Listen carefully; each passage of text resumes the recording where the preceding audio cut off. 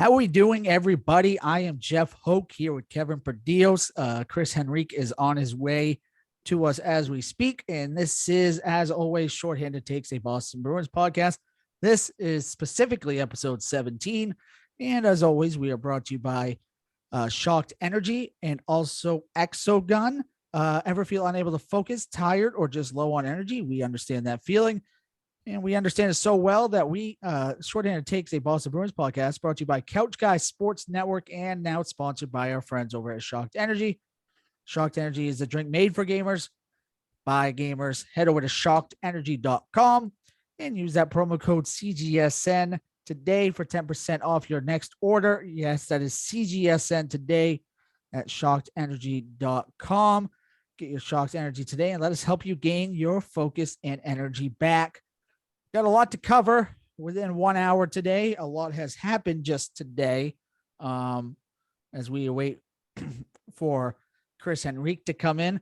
On today's show, we are going to discuss the Penguins game that just went down today, ended approximately a couple minutes ago. And hang on one second as Chris Henrique is joining us as we speak. And we wait. And we wait, and there he is. There's Chris Henrique, ladies and gentlemen. How we doing, Chris? Not bad. Doing good. Good. We were just talking about a lot has happened, and we got to talk about a lot within the next hour and 15 minutes. We're gonna go over the Penguins game. We're gonna go over the recent Tuukka Rask news, some other things. We're gonna go over Beanpot talk with you and Kevin Perdios. Kevin Perdios is a big Beanpot guy. So I'm going to leave it up to you two to talk about that because I know nothing about it. And then we'll go into our penalty shots and our upcoming schedule as always. So without further ado, we are going to get started. So the Bruins, they scored 2 goals to start the game, went up 2-0, gave up 2 goals to Danton Heinen, former Bruin, 28 seconds apart. They then fell behind 3-2, and then the rest was history. Tough loss overall. You lost your captain and Patrice Bergeron due to a collision into the headboards. No clarity on that one yet, they're saying. And probably the second biggest one is Brad Marchand at the end of the game punching goalie Tristan Jarry in the face and then shoving a stick in his face as he was getting taken off by the ref. It was a match penalty, meaning it is going to be reviewed by the NHL automatically, meaning with his pass, probably a 5 to 6 game suspension. Kevin, I'm going to start with you. You watched the game. You watched some of the game. You watched the video I sent you guys. What was your take on that game today? Yeah, we left our game in the All-Star break, apparently. Whenever Danton Heinen's scoring on you twice, it's, you can't really look at it as a positive game. That's a guy I've hated even when he was with the Bruins. He's just, I talk about salt in the wound. Hopefully Bergeron's all right because we're gonna need him because Marchand decided to be an asshole again and go back to his old ways. Hopefully player safety kind of just gives them a pass, which they won't, but hopefully, we're looking at maybe a fine or a couple games suspension rather than a 5 or 6 games. But I didn't see the whole thing. I don't really know what started it, what must have been said or was said or possibly said between the two, but flat out, you can't be punching a goalie. Punch someone else on the ice. Just don't hit the goalie, hit one of his teammates or something similar to in baseball. If you show up your pitcher, the next guy's getting a fastball in the ear hole. So, take it out on one of his teammates or something. But whenever you're hitting a goalie, it's always going to be a big red flag. And I think he's going to have to pay for it. And this is hang on. Go ahead. Because I didn't really get a chance because I was working tonight, so I didn't get a chance to watch the game. But I actually just watched that whole video. Like, I know we're fans of the Bruins, but control your fucking emotions already. Like, I can understand you punch the goalie, like whatever. But to go around at the end and hit him with the stick, like, yeah, control your emotions, dude. Like, know that your team needs you. So now there's a chance that Marchand's going to be out for X amount of games when the team needs you.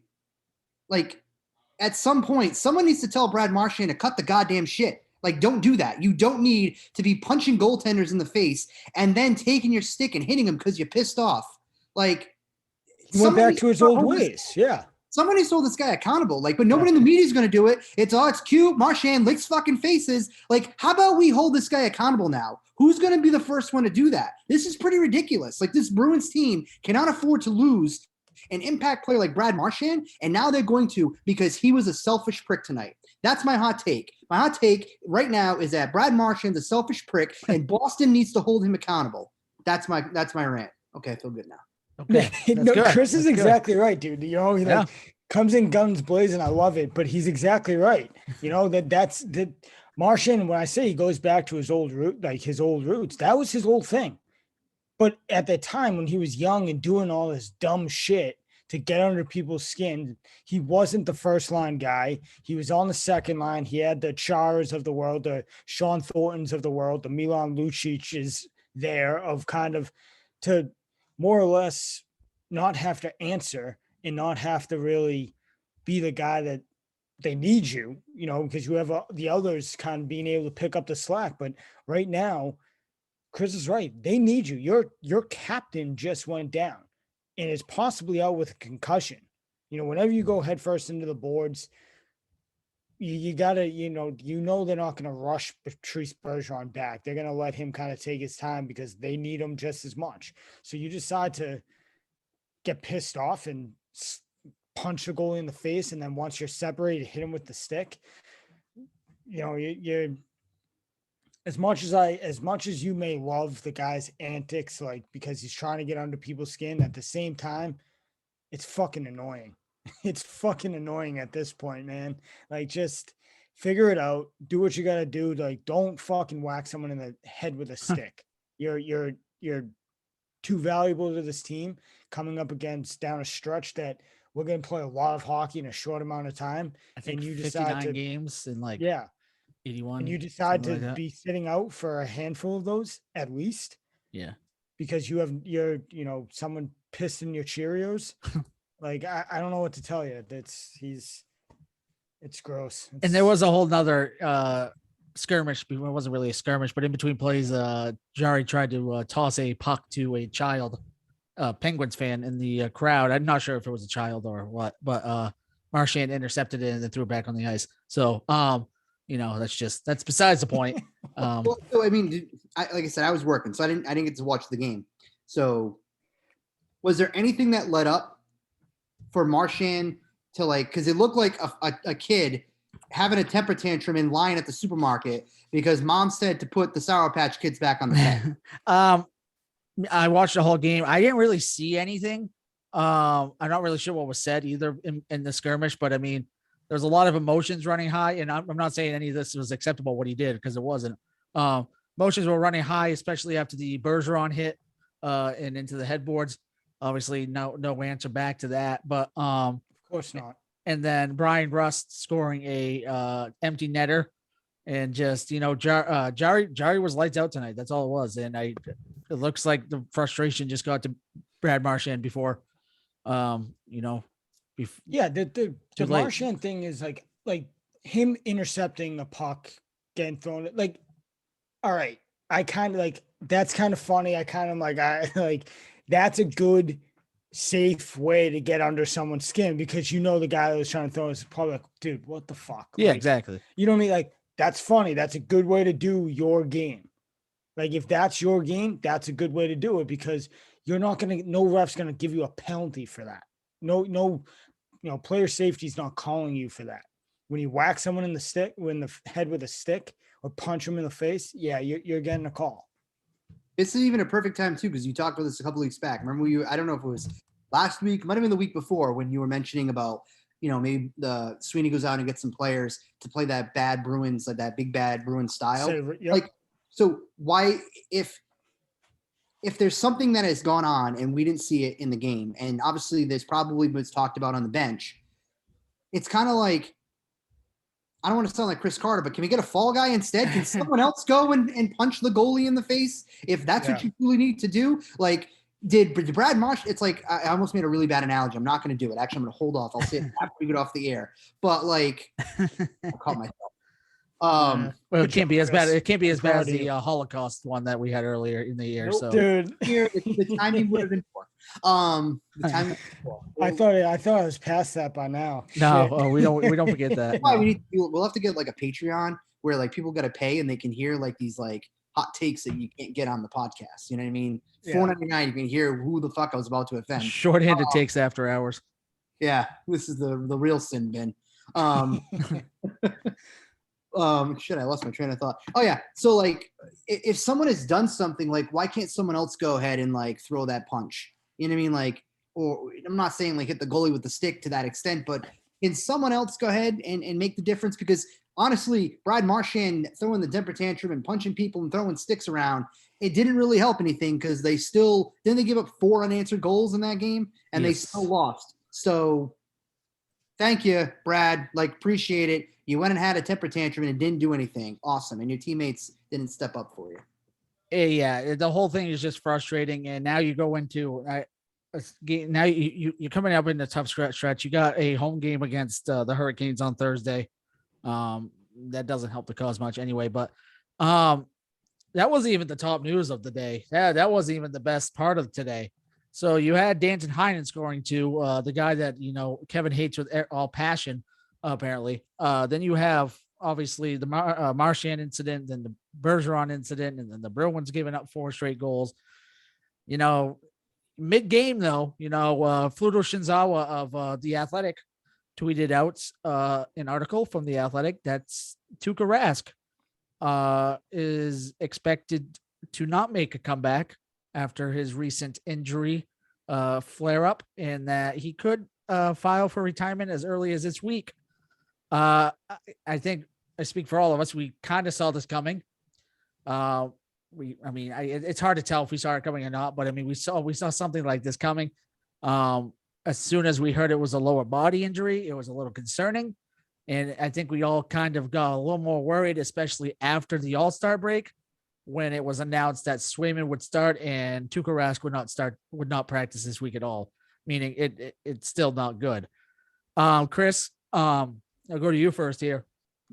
How much does this impact the Bruins if it is true that Tuukka Rask does retire and doesn't make this comeback? Not much, to be honest with you, because I think we kind of you kind of illustrated some of our thoughts. Think about it. We talked about Tuukka should have had time in Providence. He never got the time down in the minors to be able to kind of like begin to work his way back. He got thrown back into the action. But here's the only problem with this, though, is like a lot of us, we can say these things and we can speculate. We don't really know truly what the injury is and things along those lines. What I can go and appreciate is the fact that this dude tried to get back, and he tried to get back on the ice and show that he wanted to contribute back to the Boston Bruins. And he gets a lot of flack in Boston. And I think, if you take a look at certain positions like quarterback and you take a look at goaltender, like those 2 positions, they take a ton of shit for good or bad, but more times bad than good. And, I can appreciate Tuukka trying to come back, whether it was rushed or not. But in the grand scheme of things, I don't think it truly impacts the longevity. It doesn't impact long-term plans because you still have Jeremy Swayman. And now Swayman can be where he belongs. He belonged in Boston all along. And now him and Ullmark can ride the wave together for the rest of the season. And, to me, again, go out and get defense and build upon that. I just hope that Tuukka says, goodbye to the fans in his Instagram post so we don't have another little tirade from, New England fans that another, premier prominent athlete didn't say goodbye. So Tuukka, if you can say goodbye on Instagram and Twitter, please do so, because it's going to cause a shitstorm again. He says goodbye to Providence, but not the Bruins. Ugh. Be hilarious. Imagine that. Oh my God. He That'd be says awesome. he says That'd goodbye. be- He says goodbye to his home country team, but not to the Bruins itself. Oh, That'd be great. It that'd says be- bye to what, Finland, or where's he from? Yeah, Finland. Yeah, The yeah. the Finland Olympic team, but Yeah, not exactly. the Bruins. That would be awesome. That would be pretty good. I I'd would actually give him respect for that. I would laugh pretty hard at that one. Kevin, give what's your take on this recent news of Tuukka Rask most likely retiring within the next week? Yeah, I mean, I think, even if it's not even within the next week, just in general, we talked a little bit before the show of just kind of whether you would have done this or not. Swayman's a trade piece. He was a trade piece. What we all unanimously agree here that if they went that route, it's a huge mistake, but you can't deny that that's a piece to have.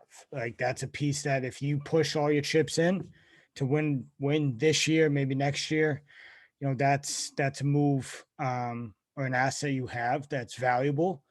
Now that's off the table. So Chris kind of hinted on it earlier, and I said before the show that I think now, especially with another huge trade piece off the table and the young goaltender that is NHL ready and is going to be a solid NHL goalie, you got to look more of those tough guy-esque type approach of the Milan Lucic's, the Zdeno Charas, where they come and be the person to, like Chris said, the fall guy, for lack of a better word. But those, low value trade pieces where you're not giving up much and you're taking some on, something where you really we'll get a piece by not giving up much. I think those are going to be more of the route you have to look now, because outside of DeBrusque, outside of draft picks, which we've all said, I'm fine with you giving away every single one of our draft picks because I have zero faith in you drafting. What else is there to trade? And we know that this team, as it's constructed right now, needs a change and needs to get better. I think they will be in the playoffs, but we don't live down in Florida or down in Arizona where a first round exit's good enough. We're stubborn. We're spoiled that we need it's Stanley Cup or bust every single year, no matter what. And we're not that caliber team yet. So I think Tuukka Rask retiring, yeah, I mean, it's kind of a tease because you hoped with him being healthy, it's a huge lift for the playoffs. But they constructed this roster assuming he wasn't coming back, and so it's kind of the possible lucky charm is just not there. Like we didn't expect him to be here anyways, so this can't be, and I know it will be, the Bruins whatever will be like, oh, well, we lost Tuukka mid-year. No, you didn't have Tuukka to begin with. So don't use this as an excuse for why we have a first round exit. It's just, this is the team that Sweeney and Sweeney constructed. So we have to see how it plays out, and he has to go make some moves. I'll put in my 2 cents here really quick too before we move on. You're gonna see those fans that are gonna throw a parade for the retirement of Tuukka Rask because they're idiots. Then they're idiots. Yeah, they're idiots. And when you're gonna throw the parade, you're an idiot. Exactly. Else. And you're gonna see those people, and those people don't deserve. Those people rightfully are not Bruins fans. I will not consider them Bruins fans because what that man has done for this team. Given the fact that he did not win those two Stanley Cups, but the reasoning behind those not winning those 2 Stanley Cups is not on him. Well, 2013 is a little iffy, but 2017, nothing to do with him. 2019 had nothing to do with him. That being said, like Kevin said, he came back. He fought through a hip injury, tried his goddamn best to, play the game that he loves and try to come back for this team. And he just couldn't do it. And that, it's hard. I I always say the hips don't lie. We always say the hips don't lie, and that's what happened here. The hips didn't lie this time, and you see Chris down there dancing to Shakira now. But those fans that you're gonna see that are gonna be happy for the uh retirement of Tuukka Rask are not real fans. Uh, if you're a real fan, you respect this man. He is the winningest goalie in Boston Bruins history. He is going to have his number put up in the rafters here in the next 5 or 6 years whenever he retires. And, all is going to be well with the world. But, if you're roasting him, get the fuck out. Get the fuck out. Seriously, because that's just ridiculous. I mean, what he has done for this team is just too much to even say right now. And, like I said, his number will be up in the rafters here. And, I'm just happy he's retiring a Bruin. And, yes, I want an Instagram post that says, Boston Bruins fans, we love you. But, that's no shot. That's no shot at Tom Brady. Just saying. Yeah, I mean, I think we said last episode with Kaylee, it was just, we're gonna see really just how good Tuukka was. Bruins fans and hockey fans are gonna take these next year or two with the goaltending situation that we have and realize, holy shit, Tuukka was that good. We were jealous. I mean, we weren't jealous. We were spoiled that, we went through a phase where we went from Tim Thomas, who won us the Stanley Cup, right to Tuukka Rask. We had solid goaltending for, pretty much my entire life. I grew up watching Andrew Raycroft coming in, who's another solid goalie, not, pretty good. Love Razor. Fell in love with him. There's another guy. Who was the other dude that he was extremely flexible, made some bizarre saves, but every other shot seemed like it went in. He was short-lived. Made the crazy saves, but you fall in love with the Tim Thomas right to Tuukka Rask. You expect solid goaltending out of the Bruins, and we've seen this part of the year or this part of the season that we're going to fall on some dark days. And really, I think the next 6 months or 4 months, whatever it may be, you're going to learn to appreciate Tuukka Rask a little bit more, because even though I'm one of his biggest critics, I'm his biggest critic because I don't go to the extent that every single goal that goes in is Tuukka's fault. No, I understand that there's breakdowns. Tuukka's the last line of defense. When you don't have defense, the goaltender's only so good. He can only do so much. Part of what made him good and part of what made him elite, lack of rebounds, making the clutch saves when he needed, stepping up when he needed the most, battling through injuries like he did. The 2017, or I keep saying 2019. I do too. I keep saying 2017. I have no idea why. The 2019 Stanley Cup loss isn't on Tuukka. He played through an injury. That's on Cassidy for not being like, you know what, dude? We're going to pull the plug here because Halak should have been in the goal for that. Right. That's a Cassidy gripe. That's not a Tuukka gripe. I love that Tuukka sat there and was like, yeah, I'll go. I'll play. I love that about it. But you as a coach, you want that from your players, but at the same time, you have to look yourself in the mirror and be like, I know he's not 100%.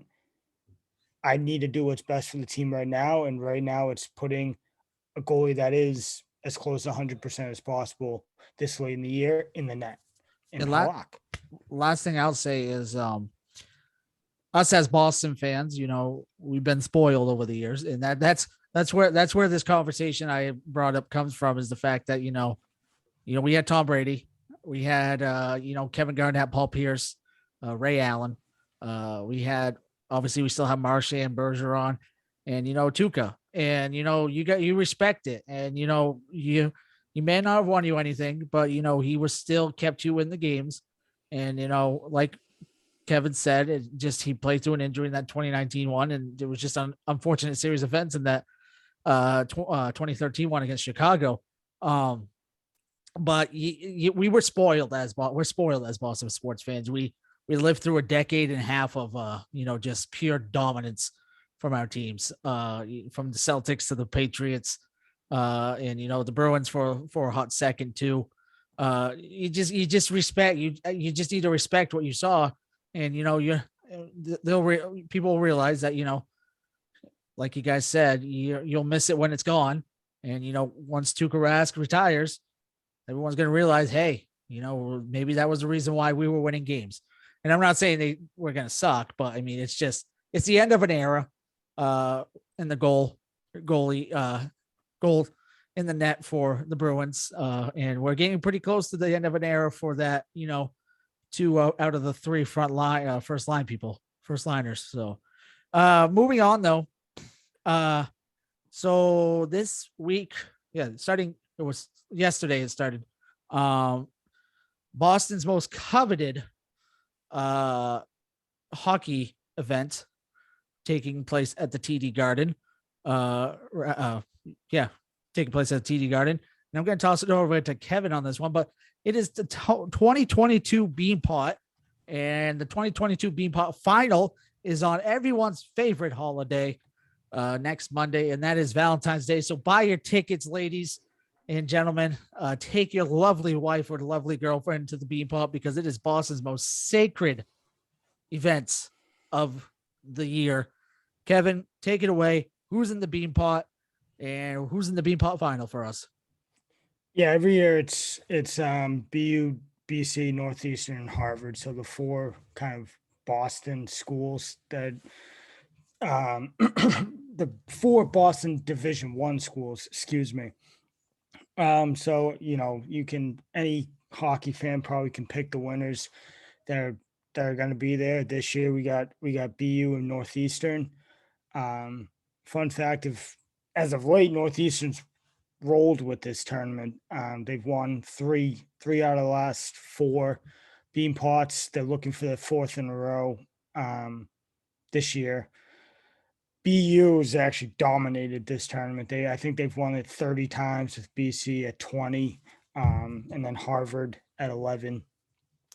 Sorry, Harvard. You got the lawyers and all the judges, all that. We'll stick with the hockey championships for now. But yeah, it's a fun tournament. I grew up watching it. I grew up a BU fan, watching them. Me and a couple of my buddies would go in every year and watch them. And it's a pretty cool event, pretty cool structured event. They play back to back. So you buy one ticket, you get to see two college hockey games. And that'll be the same for next Monday as well. They'll do the constellation game or whatever. So BC and Harvard will play each other first, and then BU and Northeastern will take the ice right after. And one ticket gets you to see both games. It's a really cool event. It's a really fun event if you have, if you're a hockey fan in general and you're trying to look for something to do and kill a couple hours, jump in and see a couple college hockey games which pretty good talent. We're, again, another example of us being spoiled. BU and BC and Northeastern are top college hockey programs in the nation, not just this area, in the nation.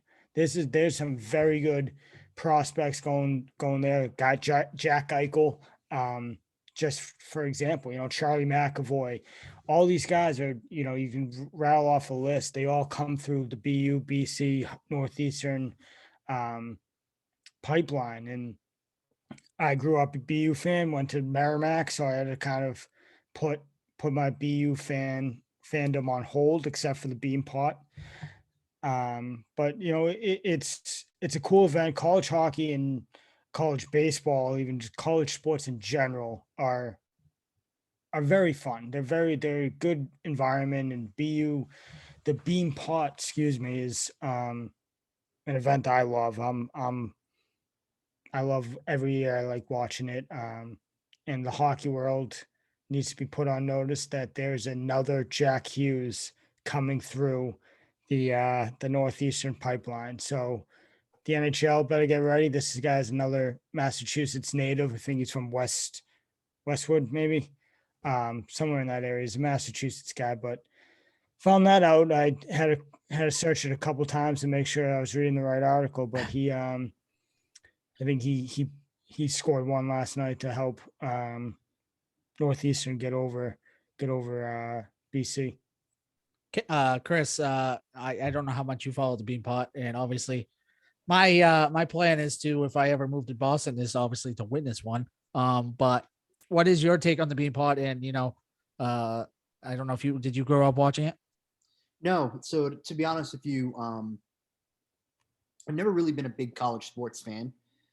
I think obviously one, it's probably because of the area that we live in. We have our Boston sports teams, and I think there's so many colleges around. It's kind of hard to, I don't know, maybe pick a team. Second to that too is I'm trying to get myself into it. So I wanted to really get, kind of, watch the Beanpot and get a little more engaged with it. And the play was absolutely like electric and dynamite last night. It was, just the vibe and the way the crowd was, like it's almost like playoff hockey. You know what I mean? Like legit NHL playoff hockey. You know what I mean? Like just seeing like fan reactions. A buddy of mine went to the game.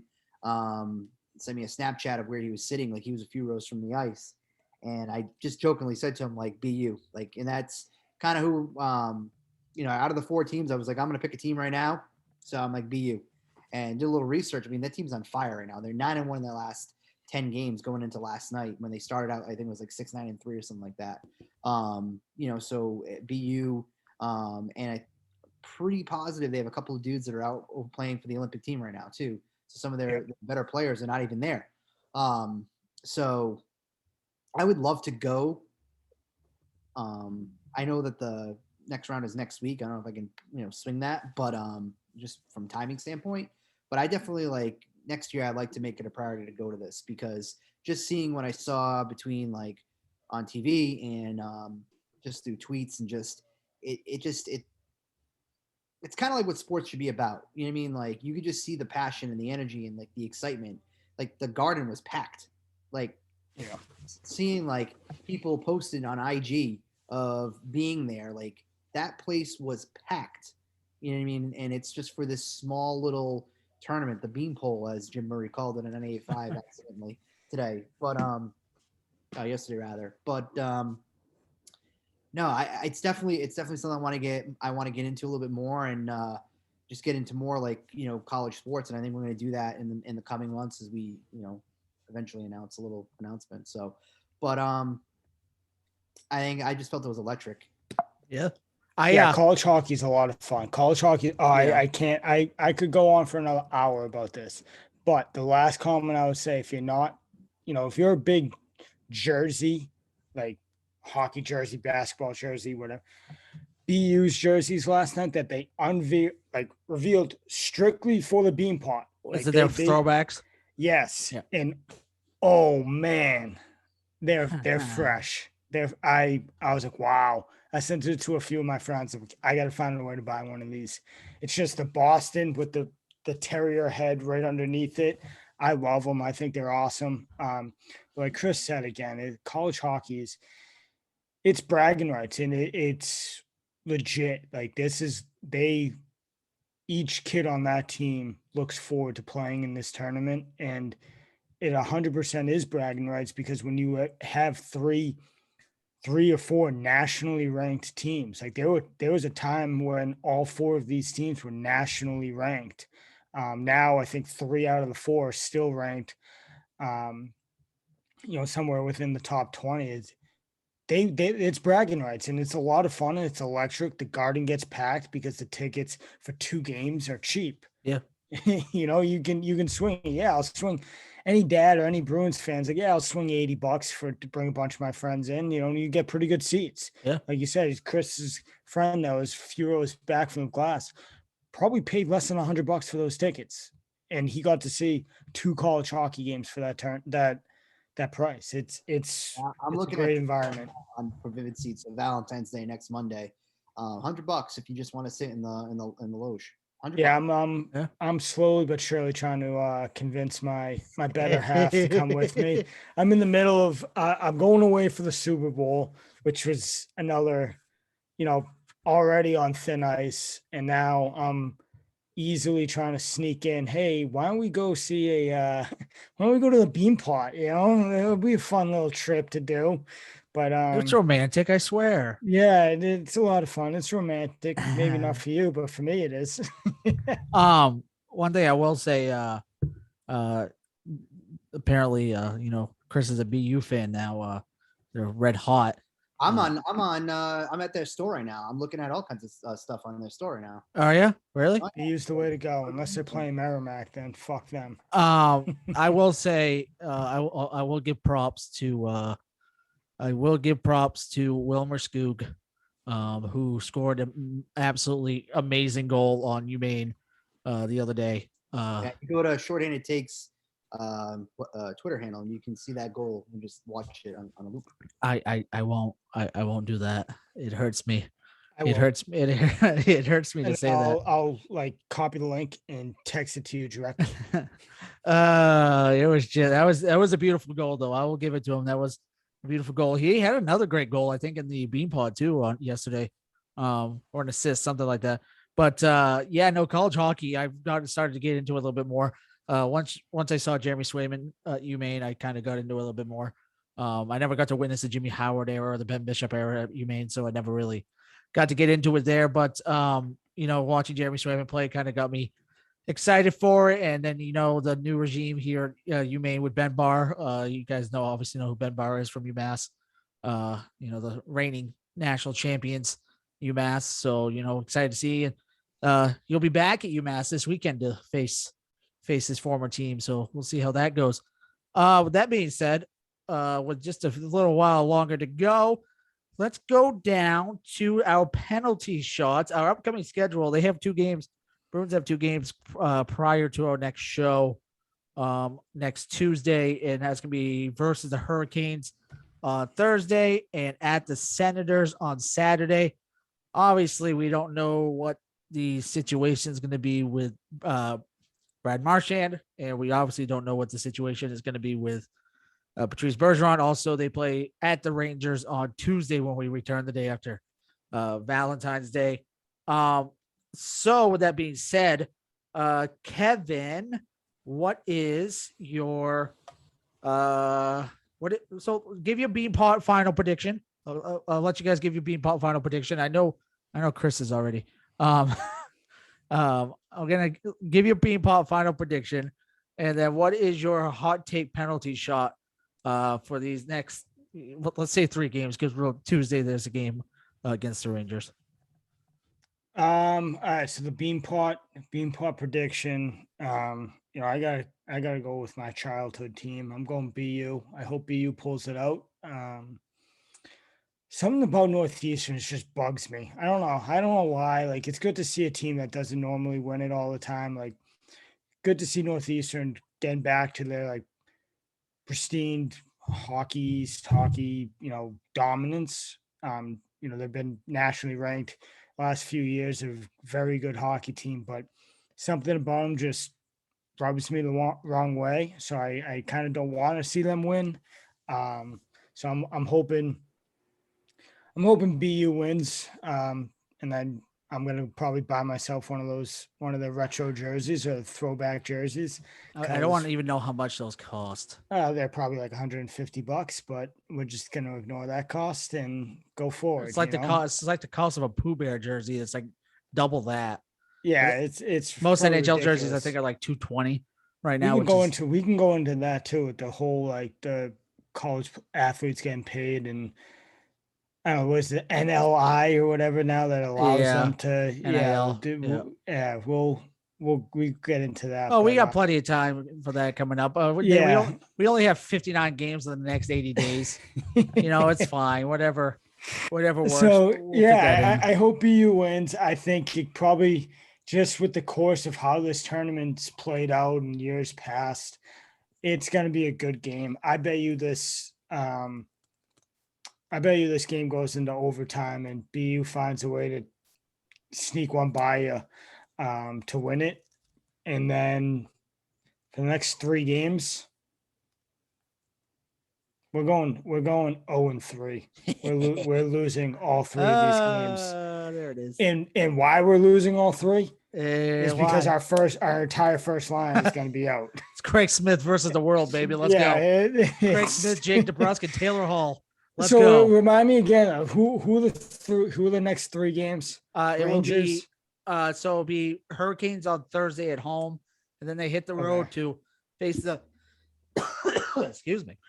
Face the Senators on Saturday, and then Tuesday they'll face the Rangers. Yeah, we're going 0-3. We're gonna lose the Senators. And the Senators, actually, I think just won today, so he'll be doing better.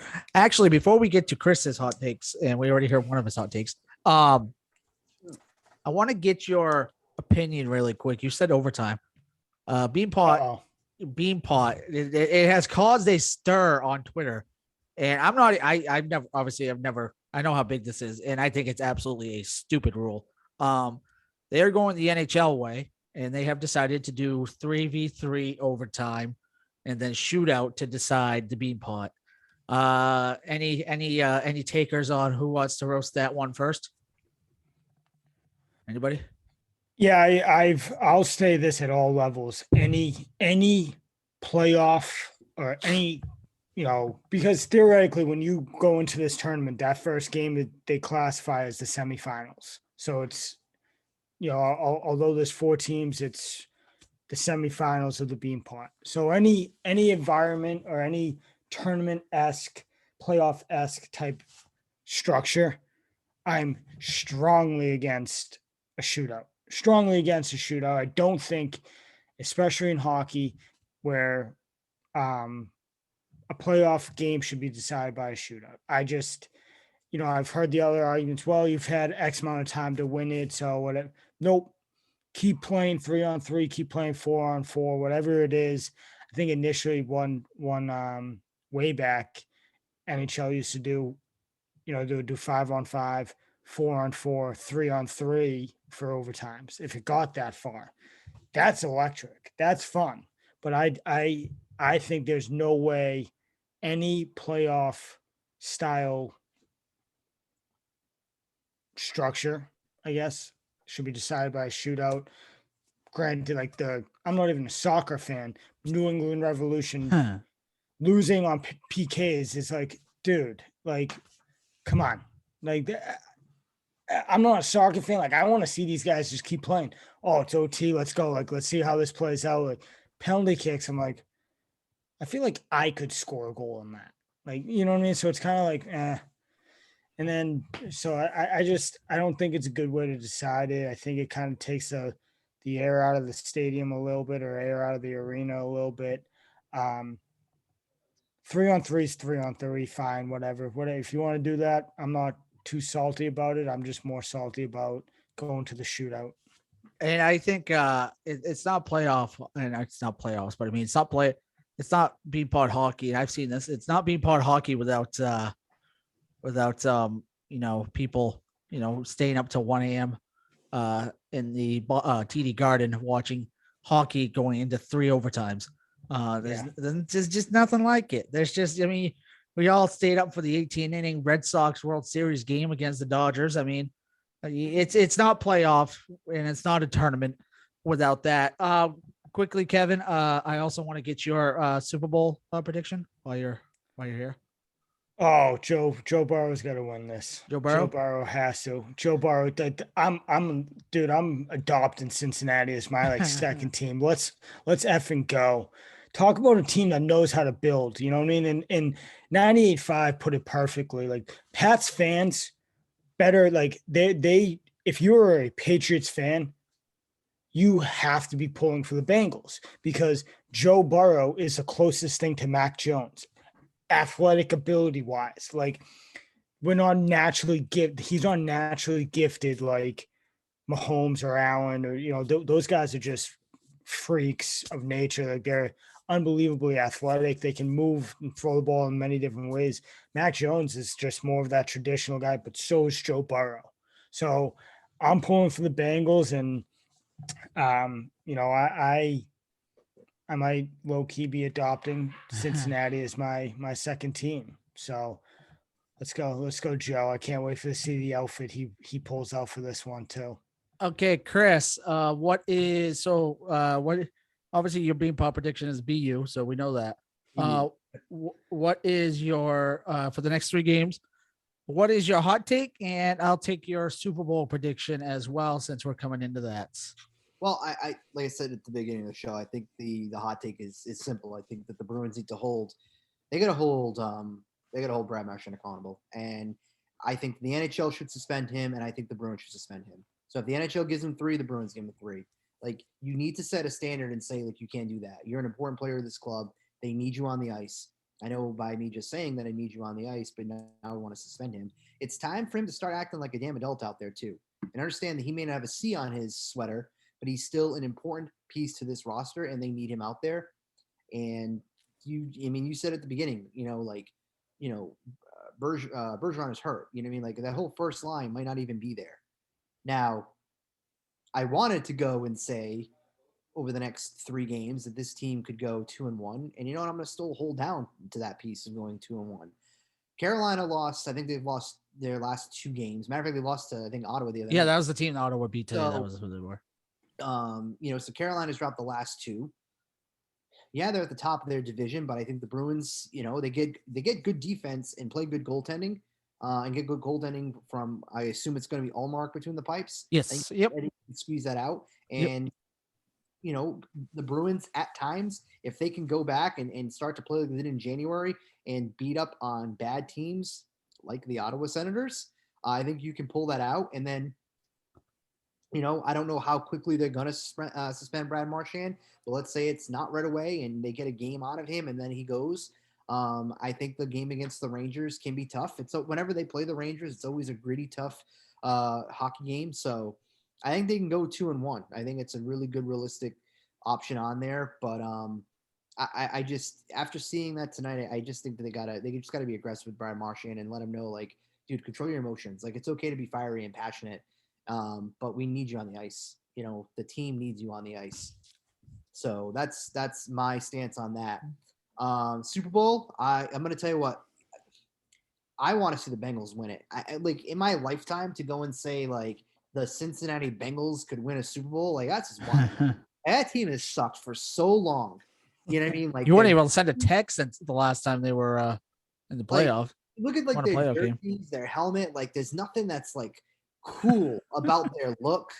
You know what I mean? Like, they try, but there's nothing cool about it. The only thing that's cool about the Bengals is that now they got Joe Burrow, and he's brought this swagger, and honestly, he's brought this confidence that Cincinnati, even as like a sports city, hasn't had in a long time.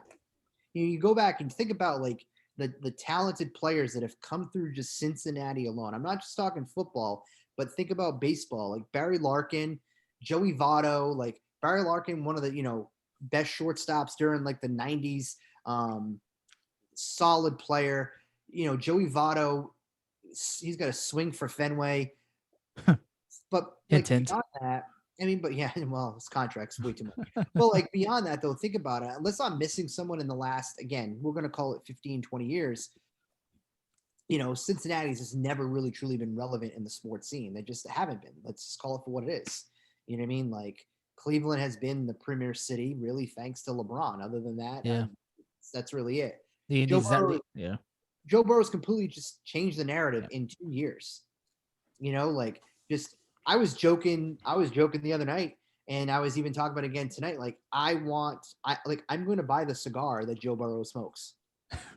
You know what I mean? Like, and it's a $15-$16 cigar. You gonna smoke it when he wins? Shit, I'm gonna just, in general, like, during the summer, you know what I mean? Like, every once in a while we'll have a sit on the porch, have a couple, cigars, some cocktails. My buddy's got a TV he has outside, do something like that. You know what I mean? But, like, I want to get the Joe Burrow cigar. How many, like, think about the cigar industry is going to explode after Super Bowl Sunday if Joe Burrow wins the Super Bowl, because people like me, who's a casual, and I'm casual as it comes when it comes to smoking anything. Like, I don't smoke cigarettes. It's not my deal. Never has been. But, like, every once in a while, I don't mind a good cigar with a cocktail, hanging out with buddies, watching a game. That's what I like to do. After Sunday, if the Bengals win the Super Bowl, I'm telling you, that industry is going to blow up because of that dude. How cool it's going to suck to say, like, he makes smoking cool. Like it just that whole like it just look at it like I'm looking at a picture right now that he's just sitting there, the LSU picture, like how chill that is. It's like no fucks given. I just won a championship. You know what I mean? Like literally. There'd be a line around the corner of chicks that want to bang them, like just cigar out, like again, no like fucks given. And like the Bengals, their quarterback has that it factor. People are going to want to play in Cincinnati because of Joe Burrow. I'm hoping that people want to play in New England after Mac Jones doing the gritty at the Pro Bowl. Look at all the players who like responded to that. Like, you know what I mean? So Chandler Jones is a Mac Jones fan now, so let's bring him back. Don't do this to me. Don't. Nope. I've had enough of this. This is my Patriots take in general. Stop bringing back people that were here earlier. Stop it. Go Judge. Enough. Oh my God. I was different. texting my roommate all day. Different. Yeah. Dude, I was like, what the fuck is going on? Why? And you know what? He was great when he was here with us before he left for the Giants. But it's also kind of like, can we just not have a rookie quarterback be in the hands of Joe Judge? Can we just like get someone else? Like the huge element that's getting lost in we'll be all right with, because he was great as a coordinator when he was here before he left for the Giants. Yeah. Because he had the greatest quarterback of all time in the huddle. It's I don't know, but continue. Sorry, we digress on that part. That's a Tuckerell takes. Tuckerell's, yeah, that's a Tuckerell's takes. But so your take. Let's send our take to Tuckerell takes. I'm sure it'll be disputed. Absolutely. The La Flor Dominicana Mysterio cigar. That's what it is. There might be a little bit of flair and or whatever on the roll that I didn't. $15.50. And then Joe Mixon, apparently he actually is the one that's been like supplying the cigars, and these guys are millionaires are buying $10 cigars. But like why not? Hey, whatever. More power to you. So but Mixon has actually been the one that's been supplying the cigars. So I'm curious if they're gonna go with that one there. But so you take a Cincy then? Cincy, and I kind of want it to be a close game. I think it will be. I think it will be a shootout. I want to be a shootout, but a close game shootout. Like I want to see scoring. I want to see Matt Stafford, who again wouldn't be opposed to he wins either, but like I want to see him like air it out to OBJ and just like see that dynamic. And I want to see like Aaron Donald, kind of go off. But then I also on the flip side want to see Jamar Chase like establish himself as a premier wide receiver in the game. I want to see Joe Burrow take that next step. I want to see his offensive line protect him for 6 man, and keep the kid off of his ass. Like that I would love to see. You imagine if that team had a good O-line? Yeah. Look, I wanted them to draft in the first round. I wanted them to draft the dude that went to the Lions. Penei Sewell. That's who I wanted them to draft. I thought that made a lot of sense to put him on the line because I just felt that, his fucking leg snapped in half last year. He didn't get any protection. By the way, you better put like the explicit tag for this one here. Oh, it always does. I always do. Both explicit podcasts that we have done. I always do, and it's always at the end we bring out the most swears. Let me tell you what, we came out guns blazing. Yeah, guns blazing. I think I have a good little funny graphic I'm going to put to kind of advertise this podcast. I just got to put it together. Okay. But no, I'm looking forward to the Super Bowl. I haven't looked forward to like a non-Patriots Super Bowl in a while. Yeah, because you can root against anybody because you don't have to worry about rooting against the. I have no dog in the fight. Yeah. You want a good game, like Chris said. You want this to be a close game. You don't want this to be a blowout in any direction. I don't want it to be like when Cam played and it was that like Broncos game or like the Seahawks. Where, the Pete Carroll was dancing like a 17-year-old girl before the Omaha over the head. Yeah, like crying during I don't want that. I want to see a good game wherever I end up going for the game. Probably going to go out for the game. I don't usually do Super Bowl parties. I might go out for the game. I just want to see a good game. Maybe put a few bucks on it. Maybe play some squares and just, I don't know, have a good time with it. And then it just sucks because like football is done. That's it. I mean, it's the last game of the year. I look forward to the off season and see what's going to happen. What Belichick's going to do. Is Tom Brady going to come back? Like, all this other, If he all comes this other back, dude, stuff. if he So, comes back, man, oh my god. That's another take for Yeah, Tucker will that's- takes. We don't want to. Jesus We're not Christ. gonna get Kevin into that one today. Yes. Before I give mine, my Super Bowl take, head over to shockedenergy.com and use the promo code CGSN today for 10% off your next order. That's CGSN for 10% off your next order. I have my Super Bowl preview coming out tomorrow, or today, whenever you're listening to this. But I will say it on here. Deep down, I am rooting for the Bengals. I am a huge Joe Shiesty fan now. I am a huge Daddy Joe, whatever the hell you want to call him, Joe Burr, whatever. But Joe Burr. But I am gonna go with the Rams in this one. Oh, end it. End the podcast. Click. Done. Oh, he's out. He's out. Oh, he's gone. You see? There he is. No, I'm gonna take the experience here over the hot hand. I do think it's going to be a fantastic game. I have 34-31 being my final.